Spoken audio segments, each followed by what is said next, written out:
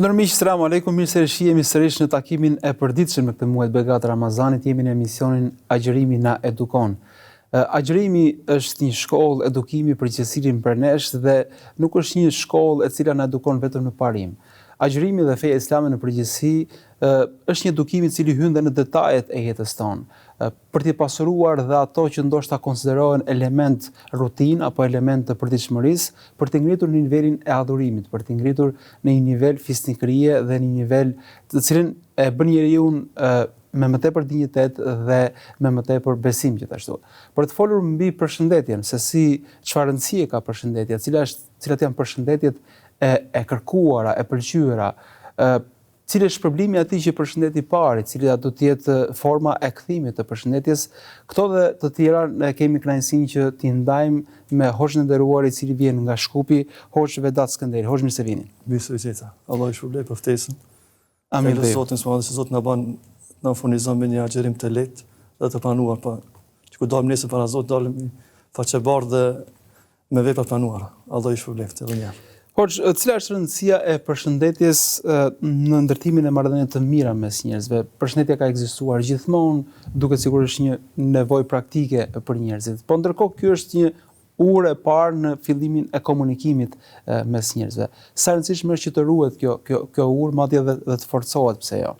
Fillimisht falënderojmë Allah subhanahu wa taala, pastaj dërgojmë selavat dhe selame për të dashurin ton Muhammedin alayhi salatu wassalam, për shokët e tij besnikë dhe për gjithë ata të cilët e ndjekën rrugën e këtij pejgamberi. Normal selami si e përmendë është një urë mes njerëzve.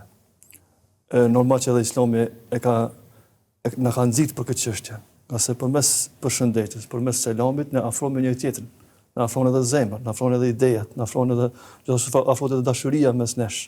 Tasi Islami ka dhënë shumë rëndësi kësaj çështje.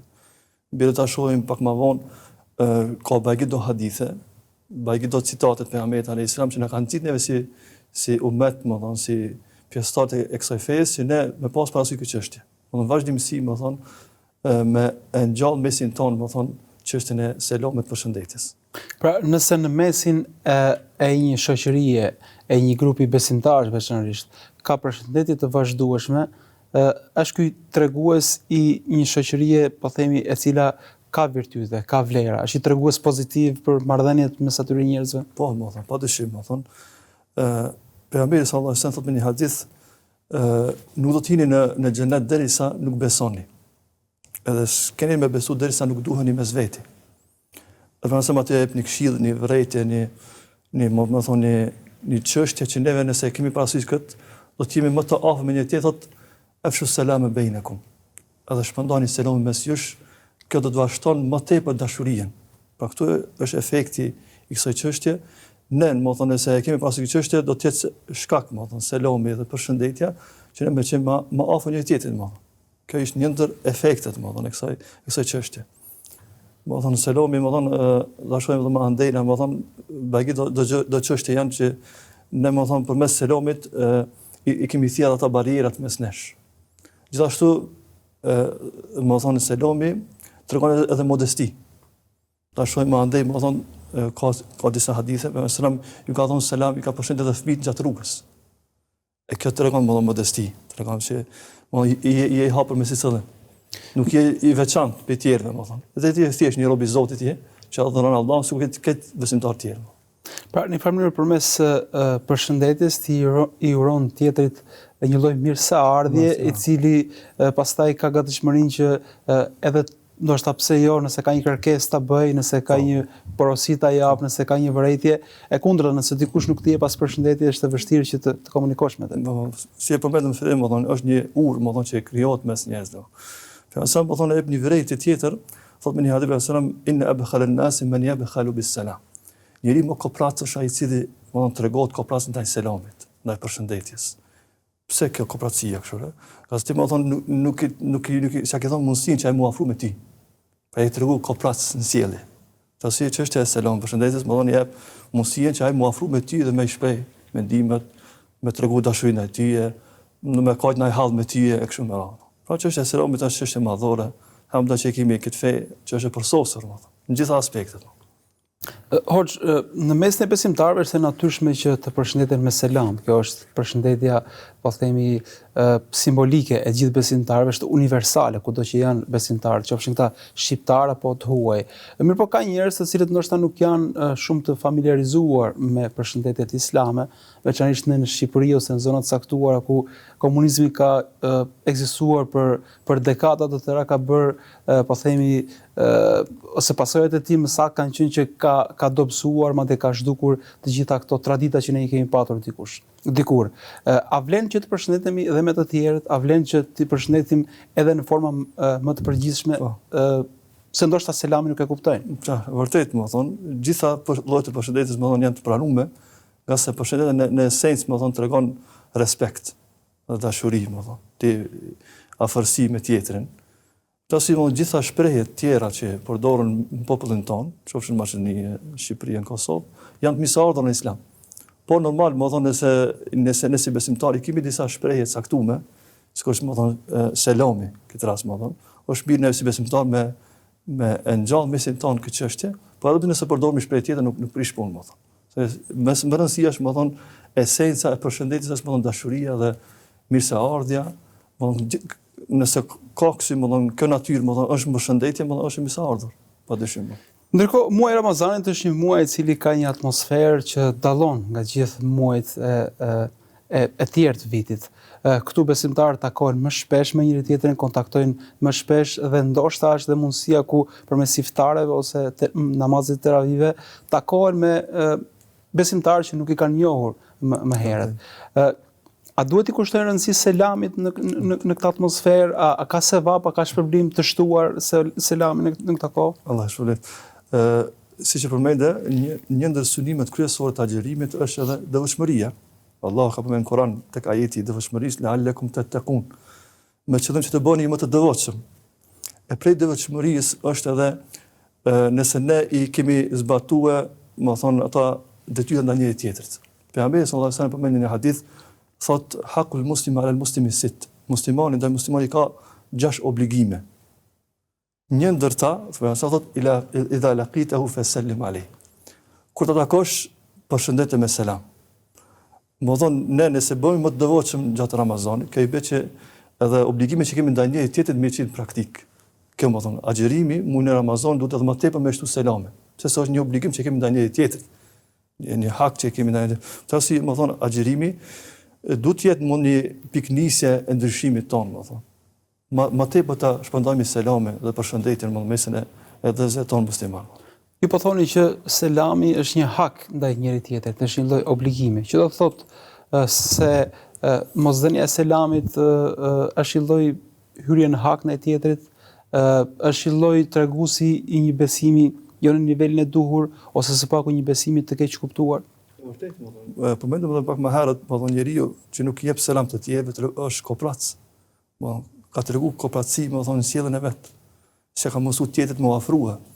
Kurse nëse shikojmë shumë adhurime në Islam, synohet bashkimi.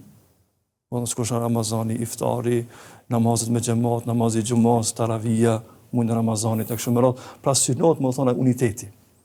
Një person i cili nuk e ka parasysh këtë çështje, kjo i bë që nuk ka gjë mëkat, se në esencë dietarët Islam thonë selami, përshëndetja është një sunet prej suneteve të pejgamberit alayhis salam.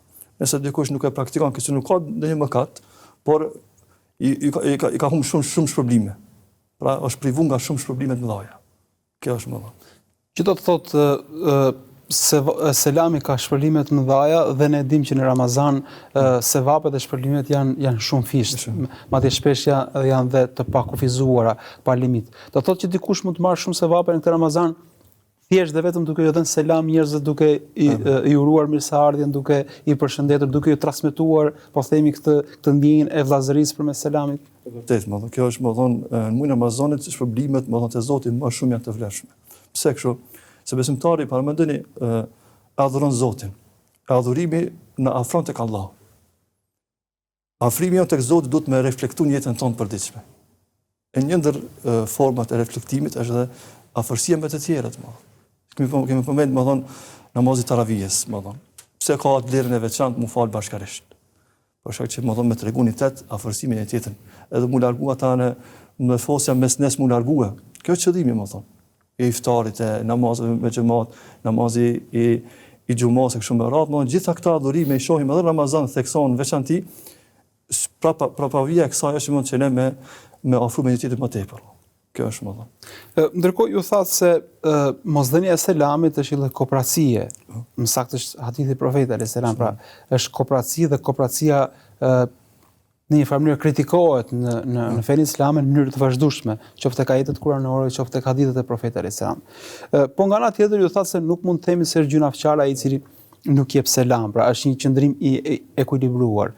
Po ndërkohë shpesh mosdhënia e selamit mund të krijojë edhe një lloj përçarje, sepse tjetri mund të paragjykojë që përse nuk përshëndetin, ndoshta ka mendim negativ ndaj nesh ose ndaj personit. Si ta përdorim selamin si një mundësi për të larguar përçarjet, për të larguar këto ftohtësitë që shpesh krijohen për paragjykimeve që njeriu ndoshta nuk i ka qëllim. E vërtet, do thonë pejgamberi sallallahu alajhi wasallam thotë në një hadith, nuk i takon një besimtarit të distancohet nga besimtari tjetër, mos të flas me ta më tepër se 3 ditë. Edhe vazhdon hadithi thotë pejgamberi sallallahu alajhi wasallam, njëri largohet e tjetri largohet, nuk kanë dëshirë mu takue.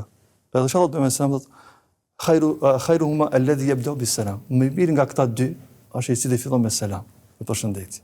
Pra selami është nëse ka pas mesin ton, dhe në përçarje, dhe në mosmarrveshje. Këtu e shohim që përshëndetja, selami është shkak që më afro me një tjetrin, më thonë. Kjo edhe në tjetër edhe në Ramazan edhe më vlerë ka, më thonë. Pse se është një muaj i mëshirës, një muaj adhurimit. Thashme më herët dietarët islam thonë, njeriu adhurimi e thret adhurimin. Sikur gjunahi që e thret gjunahin mëkatin, edhe adhurimi do ta thrasë adhurimin. Kështu që mund të bëj një adhurim të madh, ke lexuar Kur'an më tepër gjatë Ramazanit. Ke adhuruar Zotin më shumë, e muaji Ramazan duhet me qenë më i kujdesshëm. Tregohet edhe hadithi i Aishës radhiyallahu anha, ku tregon thotë pejgamberi sallallahu alajhi wasallam ishte shumë më bujar gjatë muajit Ramazanit. Pse?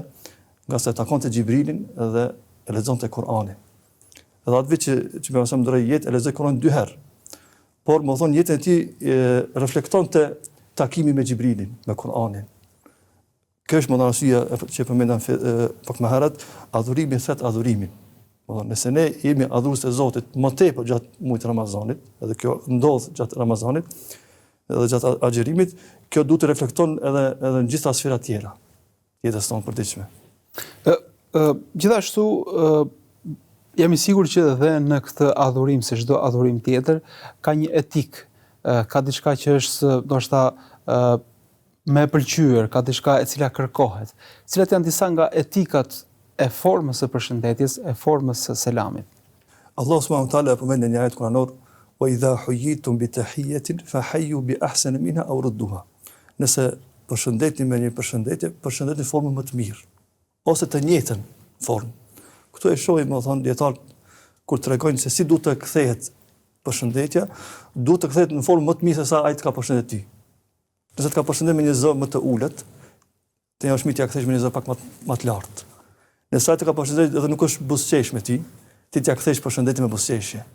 Pra nga ky ajet kuranor shohim që selami duhet të kthejë në formë më të mirë, jo e njëjta. Pra më thonë, bilosha e mira, më të mirë është me thënë përshëndetja me t'ja zgjatësh dorën. Ktu ka me një hadith pejgamberi sallallahu alajhi wasallam, thotë pejgamberi sallallahu alajhi wasallam se 2 persona afrohen dhe i zgjasin dorët me njëri tjetrin, përshëndeten me dorë, ashtu siç ata lëvizin durët e tyre, ashtu ju bin edhe mëkatet. Ne synojmë falën mëkateve gjatë agjërimit. Këtë shohim te hadithi i agjërimit, ku thotë pejgamberi sallallahu alajhi wasallam, ai cili më thonë agjëron me besim dhe me shpresë, i falën mëkatet. Ai cili fal taravih me besim dhe me shpresë, i falën mëkatet. Pra synohet falja mëkateve gjatë agjërimit. Kështu që edhe kjo një ndër format se si ne më thonë e synojmë falën gjuna duke u përshëndetur me tjetrin. Ka zona dhe ka qytete, kryesisht ato më tradicionalet, ku njerëzit e kanë shprehit të përditshme përshëndetjen. Pra e kanë të natyrshme përshëndesin çdo kënd, kryesisht janë pa themi territore ku e njohin njëri tjetrin, po edhe kur vjen i huaj instinktivisht e përshëndetin. Ka zona të tjera të cilët janë më të ftohta, njerëzit pothuajse nuk përshëndetin askënd, gjithsesi shef atë punën e vet dhe hallin e vet. Si ta bëjmë përshëndetjen një shprehje të përditshmërisë tonë, duke përshëndetur çdo kënd me cilin shkëmbehemi ose çdo kënd me cilin kemi kontakt. Allah shpëleft, më thonë Islami, si thash pak më herët në fillim, ka shumë bagido citate të fesë tonë që na nxisin që me që më të kujdesshëm ndaj këtij adhurimi, pra selamit. Pejgamberi sallallahu alajhi wasallam tregon në një hadith, ka ardhur një person që ka thonë: "O dërguar i Allahut, cili prej njerëzve besimtar është më i miri nga ne?" Pejgamberi ka thonë: "Tut'imu at-ta'am." Ti japësh njerëzve ushqim, që këtë mund ta praktikojmë gjatë agjerimit. Edhe thotë Pejgamberi: "Wa tuqri as-salam ala man arafta wa man lam ta'rif." Edhe ti japësh selam atij që e njeh dhe atij që nuk e njeh. Pra më shikojmë, më thonë këtu e shikojmë që ne duhet të thonë selam jo vetëm atyre njerëzve që i njohim, edhe ata që nuk i njohim duhet të thonë selam. Bile me një hadith tjetër Pejgamberi ka treguar që prej shenjave të kiametit, shenjave të vogla të kiametit, është edhe nëse i jepet selam vetëm atyre njerëzve që i njohim. Pra e ke kufizuar dashurinë, e ke kufizuar më thonë raportet me të tjerë vetëm ata që i njeh. Pra më thonë dush, më thonë. Pra shenjë kohëve jo të mira, por mos janë shenjë kohëve të këqija, është përshëndetja vetëm me ata që ke njohuri dhe ke interes. Me të tjerët, pra ftohtësia në marrëdhënie ndërnjerëzore është një tregues negativ. Pra më thonë që selami është një ndër format se si ne afrohemi me të tjerët, sikur janë adhurime të tjera, më thonë, sikur më thonë namazit të taravijës, edhe selami duhet me na afrohemi me të tjerët, edhe me ata që nuk i njohim. Se synimi jonë është, më thonë, me fitu kënaqësinë e Zotit. Rrugët, më thonë, janë të lloj-llojshme. Për rrugë është edhe çështja më afrohemi me të tjerët, më thonë. Si thash edhe më herët, ai që jep selam tregon modesti. Tregon që është i afër me të tjerët, nuk ka vetpëlqim. Tani vetpëlqimi është mëkat në veti. Me mendu që jeti më i miri, kështu nuk ke nevojë më dhënë tjerëve selam, kjo është një problem tani tjetër, më thonë. Allah na ruaj, më thonë. Ndërkohë ju përmendët dhe thatë se përshëndetja, pra selami është një adhurim ku besimtari synon kënaqësinë e Zotit. Pra, në një farë mënyre, kjo përshëndetje, e cila është, po themi, lloj lutje për njëri tjetrin, duhet të jetë e sinqertë, duhet të jetë për hatër Zotit duke synuar kënaqësinë e tij, sepse shpesh përshëndetja është një lloj sjellje reciproke ku ai që të përshëndet ja kthen. Ai që e shef që nuk është, po themi, i mirëpritur me përshëndetjen tënde, mban të njëjtin qëndrim. Pra, si duhet të jetë përshëndetja si një raport vertikal me Zotin dhe jo thjesht marrëdhënie reciproke. Vërtet, më thonë se nëse themi që është adhurim përshëndetja, ne e dimi, më thonë, kjo është çështje bazike, çdo adhurim duhet të synohet Zoti nëse shpresojmë shpërblime. Nëse bëjmë thjesht vetëm formalitet, nuk ka aty shpërblime. Ndoshta e kemi fituar dobinë e kësaj jetës, por më thonë esencën e shpërblimit nuk e kemi marrë te Allahu subhanahu wa taala. Këtë arsye duhet synohet kjo çështje. Pra në të jetë për hit Zotit. Edhe të agjerimi këtë e shohim, nëse dikush shembull rri unët vetë shumë, më thonë, pse po mbar dietë, më thonë, nuk ka shpërblime. Kështu edhe kjo çështje, më thonë, nëse thjesht vetëm më thonë, pse ki taku për jep selam duke mos e synu shpërblimin tek Allahu subhanahu wa taala, aty më thonë nuk ka edhe shpërblime. Pra duhet vazhdimisht njëti të jetë për hatër të Zotit. Duhet ta rifreskojmë her pas here njëtin, sepse në përshëndetje zakonisht janë marrëdhënie instinktive dhe njeriu nuk është shumë i vetëdijshëm. Dashuria ndaj besimtarëve është adhurim. Bile, më thonë, urrejtja ndaj besimtarëve është shenjë e njerëzve të këqij. Më thonë, tregon këtë njëri për dietarëve, në Medinë thoshte, sa herë që hin xhami ripërtrit dashurinë ndaj besimtarëve. Sa herë që hin xhami, se është adhurimi i dash besimtarët. Më thonë, me tregu dashurinë ndaj tyre, respekt ndaj tyre, ata janë adhurues të Zotit. Kjo si më mlefin ndaj besimtarëve është shenjë e nifakut, dyfësisë, më thonë. Dashuria në pas kujdes, më thonë, selami e shton dashurinë. E largon këtë problematikë nga zemrat e besimtarëve, atë mlefin që mund me ndodhë, mesin tonë, ne jemi njerëz, mund me gabue, por selami i largon këtë, më thonë. Si e përmendat hadithin më herët, sa thonë se ndodh mes dy besimtarëve, ka përçarje, ka mosmarrveshje, më i mirë nga këta dy është ai cili fillon me selam. E thën këtë barrierë, afrohet me vëllain e tij, më thonë besimtar. Me që jemi tek selami dhe tek forma se si përshëndetemi mes besimtarëve, si mund ta përkthejmë dhe çfarë kuptimi ka selami, pra kur themi selamu aleikum dikujt, sepse kjo është një lloj duaje, për çfarë po lutemi për tjetrin? Më thonë selamja, nëse përkthej gjuhën tonë në shqipe, më thonë i bën paqja. Paqja Allahu që mbi ju. Të dërgoj një hadith interesant, vjen një person te pejgamberi sallallahu alajhi wasallam jep selam, thot assalamu aleikum. Edhe pejgamberi ja kthen selamin dhe i thot i fitove 10 shpërblime. Dhe një tjetër pak më vonë thot assalamu aleikum wa rahmatullah. Paqja Allahu që mbi ju dhe mëshira e Zotit që mbi ju. Pra lutje më tepër. Pejgamberi i tha i fitove më thonë 20 shpërblime. Më vonë erdhi i treti me radhë, tha, Assalamu alaikum wa rahmetullahi wa barakatuh, për mësami tha, ti fitove 30 shpërblime. Pa shiko më thonë, pse këta shpërblime janë? Ka si e lutë për vëllahun tonë musliman. E lutja ndaj dikujna, më thonë, kjo të regon dashuri. Zakonisht njeri për personin që nuk e do nuk lutet. Bile ti kundra atij ndoshta lutesh. Jo për të. Ta si më thonë neve na mëson Islami, ne do të murut për një tjetrin. Shedimi ka shumë hadithe, por çështja që ne besimtari i mirë lutet për tjetrin. Bile është një hadith i veçantë, më thonë ai cili lutet për të tjerët, me laçë lutet për të. E selami ne mëna ditës më nuk kemi të vetëdijshëm, shpesh ndodh kjo, mos vetdije, ne bëmi dua ndaj njëri tjetrit. Kur të shtit ndonjë besimtar thotë alhamdulillah, ne themi yarhamukallah. Allah të mëshiroj. Në shumë hadithe, shumë etika e Islamit është e mbushur me lutje ndaj njëri tjetrit.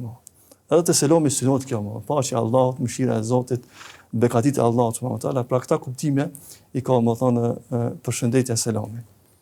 Ndërkohë ne po diskutojmë për selamin dhe përshëndetjen në raport me njerëzit që i njohim ose ata që nuk i njohin, por çfarë do bie, çfarë vlere ka selami brenda familjes, brenda po themi rrethit familjar dhe atyre të cilët i kemi pjesë të jetës tonë. Vërtet, ne jemi njerëz që jemi me familje, me fëmijët e tonë, me gratë e tona. Është një hadith i veçantë për këtë çështje.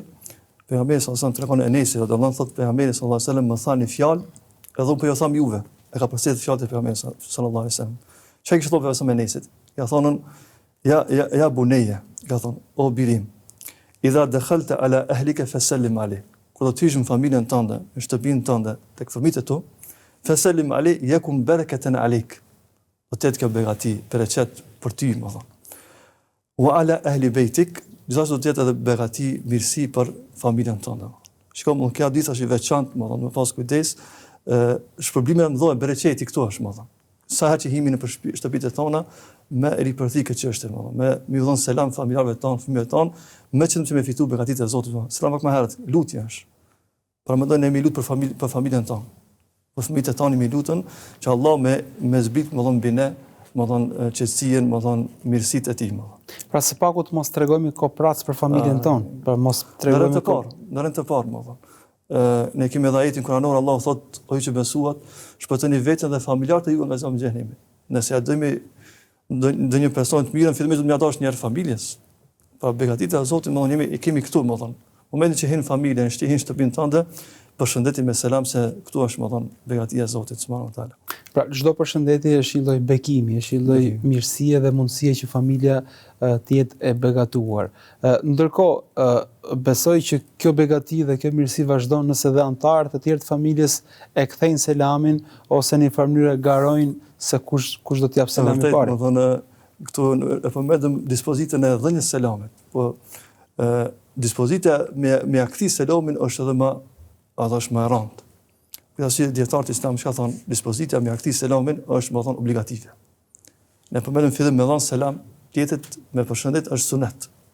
Shpërblehesh, por me kthi selamin tani është obligative. Këta si më thonë, nëse dikush hin në shtëpinë tonë ose në rrethin tonë edhe jep selam, ne të tjetë obligohemi me akthi selamin. Para më thonë Islami çfarë etike, çfarë fe përsosur, më thonë, dikush është lut për neve edhe ne do të me akthi lutjen. Ka thonë gjithashtu edhe mbi juve qoftë paqja e Allahut, mëshira e Zotit, mirësitë e Allahut qofshin mbi ju. Duke qenë se jemi tek forma e përshëndetjes dhe vlera e saj gjithashtu, ka njerëz që japin selam por se janë të mbrolur, ka njerëz që japin selam por se janë të buzëqeshur. Janë dy selame të cilat shpesh nuk i ngjan njëra tjetrës edhe pse janë të njëjtat fjalë. Çfarë rëndësie ka përshëndetja duke qenë i buzëqeshur dhe duke si thua duke uruar mirësarin gjithë secilit që e uron këtë e dëgjon këtë urim. E vërtet, bollon selami është disa gradë. Nuk është një gradë. Nuk ka thjesht është me thonë wa aleikum selam ose mirë se erdhën, një fjalë të mirë. Nëse kthehet selami në formën më të mirë, aty janë shpërblime më të mëdha. Po përmend edhe rasti ai si më thonë jep më tepër lutet, ka shpërblime më të mëdha. Edhe përmend edhe më herët edhe ajeti, nëse dikush ju përshëndet, ju ktheni në formë më të mirë. Gjithashtu më thonë buzëqeshja, kur ja kthen më thonë selamin, Pejgamberi thot me një hadith la tahkiran bil ma'ruf shay walau an talqa akhaka biwajhin taliq. Thot mos në shmoni asnjë vepër të mirë. Sikur të jetë një buzëqeshje që tregon para vëllau tënd. Për shikon më thonë, nëse plotësohet më thonë përshëndetja në formë më të mirë, aty janë edhe shpërblime më të mëdha. Do jo vetëm me qenë thjesht një kthim të selamit, por më thonë me qenë në formë më të mirë, me qëllim se më marr edhe shpërblime më të mëdha. Ne folëm për begatin e shtëpive tona përmes selamit, po ndërkohë një raport të shpeshtë e kemi edhe me xhamin. Pra besimtarët mundohen që 5 herë në ditë të përgjigjen ezanit dhe përjedhoj 5 herë në ditë shkëmbehen me njëri tjetrin në xhami. Sa rëndësishme është që ta bëjmë pjesë të edukatës tonë, të praktikës tonë, që së paku besimtarët që i takojmë në xhami t'i përshëndesim me selam. E vërtet, ne dalmi në xhami dhe i falim namazin me xhamat bashkërisht me të tjerët, këtu takohemi me njerëzit. Normal që takimi jonë duhet me reflektu, pozitivisht, edhe selami këtu zdu të harrohet, se përmend në hadithin fillim, idha laqita fa sallim alayh, nëse takon një besimtar, jepi selam. Ki taku plot besimtar, normal nëse ki dhënë njëri prej tyre i mjaftu, kaq edhe nuk ka një mëkat tjetër, por është mirë, me ngjall më shumë mesin tonë, se me ta, ti vetë 5 herë në ditë takohesh, edhe afërsia me ta do të qenë e veçantë. Jo rastësisht namazi me xhamat i ka vlerat e mëdha. Ska me një hadith, pejgamberi thotë, ai cili falet me xhamat ka 27 gradë më tepër namaz sa më fal vetë shtëpia. Pse kjo është? Kjo është nga se besimtarët afrohen më shumë me një tjetrin. I shtohet dashuria mes tyre. Dhe aty edhe imami i xhamisë kur kryen namazin kthehet ka xhamati. Kjo është arsyeja e kthimit. Afërsia mes tyre, me pa kush mungon, me shku mi dhoni selam, nëse ka qenë i sëmur me shku me vizitue. Pra shiko, kjo Ramazan duhet të veçohet kjo çështje. Nëse do jori për neve për xhamatit ton xhamisë, na mungon me shku, mu interesu për ta. Ndoshta nuk i ka hallet me shku me aqu atë pagesën e vitrave. Shiko, namazi me xhamat duhet me na afru neve mes nesh, edhe duhet me afru zemrat e besimtarëve. Hoxh, unë të falenderoj shumë për këto këshilla, për këto porosi dhe për këtë shpjegim të përshëndetjes dhe të selamit, e cila shpesh merret e mirëqen dhe harrojmë të ndalojmë, ta trajtojmë dhe ta mësojmë ashtu siç duhet. Zoti shpërblet. Allah i shpërblet edhe ju gjithashtu ju. Allah e nderoft na pranoft adhurimet e këtij muajit edhe jashtë muajit Ramazan. Amin dhe gjithëve. Për miq, këtu e mbyllim këtë takim të sotëm, folëm për përshëndetjen, folëm për selamin në mënyrë të veçantë si një urë e rëndësishme mes gjithë besimtarëve, po si një mundësi për të begatuar vetët tona, familjet tona dhe gjithë rrethin dhe shoqërinë ku ndodhemi. Ta përhapim selamin, ta shfrytëzojmë këtë muaj dhe këto ditë për të marrë sa më shumë sevape përmes selamit dhe gjithashtu të jetë kjo një urë komunikimi dhe mirëseardhje për gjithë secilin për nesh. Unë falenderoj për vëmendjen të shihemi sërish nesër, deri atëherë kaloj sa mirë.